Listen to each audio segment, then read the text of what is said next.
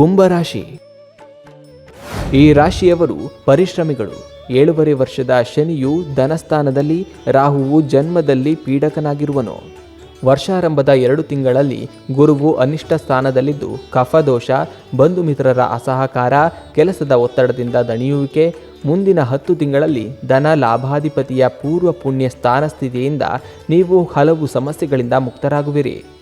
ಪಂಚಮದ ಗುರುವು ಚಿನ್ನ, ರತ್ನ, ಪೀತಾಂಬರ, ಸುಗಂಧ ವಸ್ತು, ವಾಹನ, ಸಂತಾನದ ಪ್ರಾಪ್ತಕನಾಗಿರುವನು. ಶಿಕ್ಷಣ ಹಾಗೂ ಜ್ಞಾನ ಪ್ರಚಾರದ ವಿಭಾಗಗಳಿಗೆ ಈ ವರ್ಷ ಉತ್ತಮವಿದೆ. ಬುದ್ಧಿಜೀವಿಗಳಿಗೂ, ಚಿತ್ರರಂಗ, ಕಿರುತೆರೆ, ಜಾನಪದ ಕಲಾವಿದರಿಗೂ, ಪ್ರವಚನಕಾರರಿಗೂ ಆರೋಗ್ಯದ ಸಮಸ್ಯೆ ಇದ್ದರೂ ಕೈತುಂಬ ಸಂಪಾದನೆಯಾಗಬಹುದು. ಆದಾಯವಿದ್ದರೂ ಧನಸ್ಥಾನದ ಶನಿಯಿಂದಾಗಿ ವ್ಯಯವೂ ಇದೆ. ಜನ್ಮದ ರಾಹುವಿನಿಂದಾಗಿ ಅಲರ್ಜಿ, ನಂಜು, ವಾಯು ಪ್ರಕೋಪ, ಪತ್ನಿಗೆ ಅನಾರೋಗ್ಯವೂ ಕಾಣಿಸಬಹುದು. ಮದುವೆ, ಸಂತಾನ, ಗೃಹ ಪ್ರವೇಶದಂತಹ ಮಂಗಲ ಕಾರ್ಯಗಳಿಂದ ಸಂತೃಪ್ತಿ ಹೊಂದುವಿರಿ. ಪುಣ್ಯ ನದಿಗಳ ಸ್ನಾನ ಭಾಗ್ಯವಿದೆ. ಪರಿಹಾರಕ್ಕಾಗಿ ಶ್ರೀಕೃಷ್ಣ, ಮುಖ್ಯಪ್ರಾಣರ, ರುದ್ರದೇವರ, ಗಣಪತಿಯ ಆರಾಧನೆ ಮಾಡಿರಿ. ನೀಲದಾನ ಹಾಗೂ ಧಾರಣೆಯಿಂದ ಕ್ಷೇಮವಾಗುವುದು.